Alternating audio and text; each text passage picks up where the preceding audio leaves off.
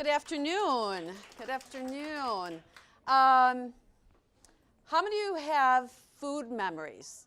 Those in which you've eaten something for the first time and I'm like, oh my God. You raised your hand. Yeah? What did you?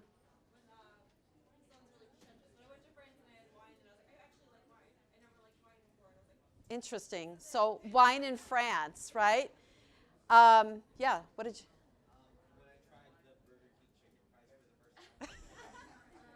Okay, Burger King chicken fries. Okay, well that's interesting. Well, that's good. And so we have good memories. We have bad memories, yes? Okay. So over 35 years ago, I had my first chocolate truffle. How was your truffle? The Lindt truffle, okay? I remember eating this truffle 35 years ago. My boss brought me this truffle. She said it was $40 a pound. I thought, whoa. And I put it in my mouth, and it was just, boom, this explosion of chocolate, a little bit of coffee. It just melted on my tongue, and I thought, oh, my God, like, what is this? And right there and then I said, I need to learn how to make this. This was amazing. Nothing like you just had here, you know. Those Lindt are not $40 a pound, but it was amazing, and I thought, wow, you know, I have to learn how to make this. And right then and there, I knew, wow, maybe I need to learn how to do this. Do you believe that one moment in your life, or one person, or one event can change your life? Yeah. I believe it's true. And as I look back on my journey to where I am today, I totally believe it's true, that how one person, one event can change your life, even change your journey or your direction in life. So I'd like to share with you some of the people, some of the events that happened as I went throughout my life. You know, I grew up with no aspirations to be a chef. I started cooking and baking at home. My mom went to work full time. She was home for a while, and then I was like, all right, I got to learn how to cook and did a little baking. But, you know, it's an essential life skill. You know, you do it to eat. And so didn't think much about it. But, you know, I wanted to go to college. You know, no one in my family had gone to college. And in high school, I kind of got the journalism bug. I worked on the school newspaper. And, you know, my teacher and advisor said, wow, you should go to Harper. They have a great journalism, they called it journalism, or communications program back then. And I thought, well, great, you know, maybe I'll do that. I'll go there, and I'll get my college degree. So the summer before college started, I worked at Red Lobster. And never did I realize that the food service industry would have such a big impact. Red Lobster, great food memories, first time. First crab legs, first lobster, first clam chowder. How many of you grew up on fish sticks, frozen fish sticks? Yeah, okay. That was so you go there and it's like, wow, like look at this fresh fish and amazing. So I had a lot of good food memories at Red Lobster as well. And of course, learning to be a server and work in the food industry. So I went to Harper College that fall and wanted to get into TV advertising. I thought, wow, working in TV, this was fun. We did a lot of cool things, and I did really well in my classes. And so my professors got me an internship at a radio station in Arlington Heights. Back then it was called WWMM. And it was a small radio station, played rock, then we played country music. And you know, I really liked it. My first job out of college, it was cool. I loved it. That's me. Wow, look how young. Oh my God, that's a long time ago. So that's where I met Willie. We worked together at the radio station. It was us against the guys. It was all men. But you know, so influential. She was like a mother. You know, taught me how to work with the guys, the office politics, showed me how to have self-confidence, showed me how to get a raise when I wanted that raise, when I deserved that raise. And things she's taught me, I still remember all these years ago. So one person. So after the radio station, I went to work at RC Cola. Anyone hear of RC Cola? Yeah, they're still around. And that's where I met my boss, who brought me that chocolate truffle. So I had become obsessed.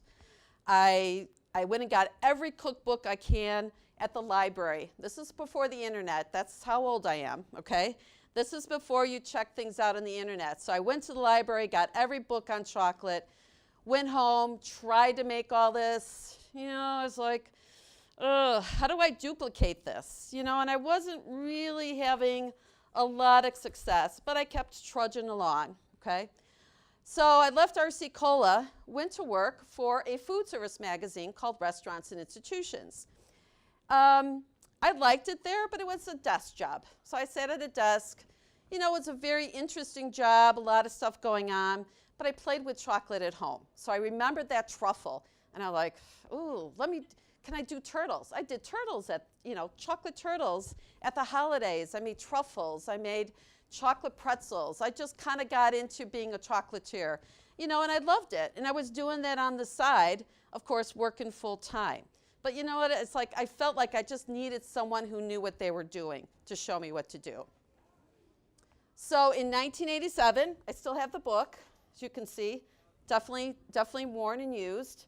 I took a class called Chocolate Artistry, and it was run by a lady named Elaine Gonzalez. Unbelievable. A whole week, 8 hours a day, 5 days a week, chocolate, chocolate, chocolate. Every day learning something new. And she was amazing. I mean, she just knew everything about chocolate, how to work with it, and how to make all these different candies. I literally went home, you guys, with the hugest box of chocolates. And believe it or not, I did not want to eat them for a while because I was smelling it every day, I was tasting it every day. But she was just amazing. She was just there for us 100% of the time. She really knew what she was doing. Look at that. Look at how, look how young I was. There she was. There was about 12 of us in the class, and everybody was from a different city. Someone was from Vermont. In fact, I remember that girl there to the right of me. She was from Vermont. And so everybody had a different story. Everybody had different skill level, but it was a lot of fun. Elaine would come in early, talk to us. She would stay late. So it was a really inspirational time. And I left there thinking, I think I want to do this for a living, you know? I'd like, this could be a lot of fun. And this class, you guys, cost me $300. And that's what I brought home in a week, was $300. So it was my whole weekly salary. I took a week vacation. But you know what? It changed my journey, you know? And so that was so awesome. And she just was just a big part of my journey, for sure. So after I finished this class, the publisher of the magazine asked me to create a chocolate dessert bag. And this was actually very popular at restaurants in Chicago at the time. And one of the chefs had created this. And believe it or not, you took a coffee grinding bag. You used to be able to go into Dominic's or Jewel and go, and they could grind your own coffee. And they had these bags, and they were lined with plastic. And that plastic actually gave that bag a texture and an appearance, and it worked out great. What was cool about this is the photographer told me, you need to make 24 of those. 24? Aren't we just shooting one? He said, yeah, but as we take them, they're going to melt. And so you've got to make 24 of them. So it took me 3 days to make them. Took 8 hours to get that one shot. But it was just incredible. And I left there thinking, I think I want to do this for a living. It was just really a cool experience. Could you imagine, though? 24 of them? Yeeks. So I left that photo shoot kind of with a bug in my ear saying, you know what, maybe I should do this for a living. Could I do it for a living? You know, I'm working in an office 9 to 5. Could I become a pastry chef? Should I just work with chocolate? Should I be a baker? Do I have what it takes? You know, it's a big deal to change careers. You've established yourself in one career, but to just drop it all and go to a completely different career is a whole nother thing, okay? Did I have what could I succeed? Could I make any money at it? Well, in 1989, I did gather the courage and decided to go to culinary school. It was called the Cooking and Hospitality Institute of Chicago. They were bought out by Cordon Bleu, And of course now Cordon Bleu is gone, out of business. But I attended school part-time while still working full-time at the magazine. I went to classes on Wednesday and Sundays, and I worked 5 days a week. So it was a very long year of going to school and working, but you know what? I loved it. I loved every minute of it at culinary school. So the one person, well, there I am. There was my final project at culinary school. It's a chocolate Halloween house. You can see there. I think I got an A. I'm pretty sure I got an A. So Jane Wallace, she was the associate publisher of Restaurants and Institutions magazine where I worked, and such a great mentor, and she knew everybody in the food service business. So she hooked me up and got me a scholarship to go to culinary school. I mean, how selfless is that? Because she knew I would quit the magazine once I got my pastry chef certificate. So I couldn't believe I found this old picture. I know it's a little hard to see, but really great lady, a great influence in my life. So during this time, I was looking at every cookbook I can. And once I got out of culinary school, I'm like, all right, time to go get a job. So in 1990, I quit the magazine, went to work at my first job, which was a caterer in a retail store. And I loved it. But magazine, I worked 9 to 5. Guess what time I started? Guess what time I started at the bakery? 5 a.m. Imagine going from a 9 to 5 job on Friday, and now Monday I had to be out there at 5 a.m. So a huge transition, but I knew I was going to love it. I was on my feet 8 hours a day, but I knew I was going to love it, and I did. It was what I wanted to do. It was fun to bake for people, and right, just eating that chocolate truffle was fun. Okay, so I loved it, and went for many years, worked at caterers, worked at different restaurants, really kind of honed in my skills. I learned to do wedding cakes, dessert cakes of all kinds. It just was a lot of fun for many, many, many years. But in 1998, I needed to make a little bit more money, so I decided to apply for a teaching job. Teach? Can I teach culinary students? Really? Is this something I could do? So Triton College was looking for a part-time instructor, and so I went there, and I had no experience teaching. So he hired me. Oh my God, it worked out great. He loved me. I loved teaching. It was fun. Not everybody can teach. Let me tell you that. Nobody teaches you how to teach, right? So I had to learn how do you share? How do you share how to make that cookie? How do I tell someone how to make that truffle? And could I do that? And it worked out great. Great mentor. We only had 15 students in a class. It was nice. It was small. And I started to develop my culinary teaching skills at Triton College with Chef Jerome. So big person in my life. Showed me how to teach. I went on to teach at Cordon Bleu in 2002. Landed a full-time job. Oh my God, Cordon Bleu, crazy. 32 students in a class. But I'll tell you what, I learned how to teach that many students. I learned from other pastry instructors how to teach, teaching skills, new techniques. It was a really amazing experience. Okay. So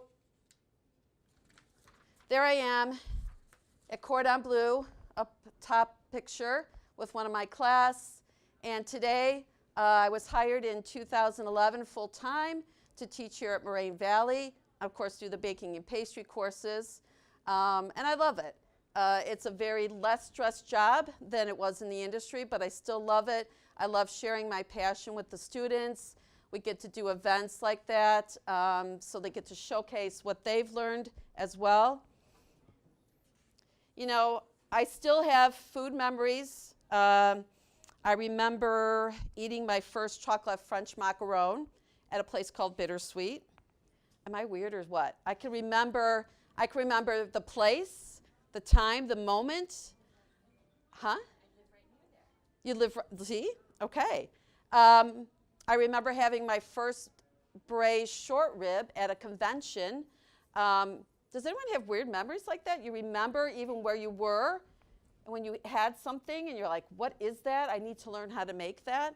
So I think we all have those same food memories. It's, you know, what you do with them and how maybe you just kind of channel them. I have bad food memories too, of course. But all those cookbooks throughout the years, you know, I thought, can I do my own cookbook? I can. October 1st, baking with vegetables. Spent a year working on it. This is a chocolate beet tart. Thank you. It's a chocolate beet tart. It's got beets in it, walnut crust, and I spent a lot of time just developing new recipes, old recipes. But basically, all those people, right? Think about all those people in your life who have an impact, from, you know, a teacher to a mentor to someone you worked with, and how they all have an impact in your life. So, and you know, many of my culinary students come like I did. They want to change their journey. They want to go in a different direction. We've had realtors, we've had lawyers, we've had homemakers who want to change their life, and they come, and hopefully they have, you know, and hopefully they'll change their journey as well. So thank you. Thank you.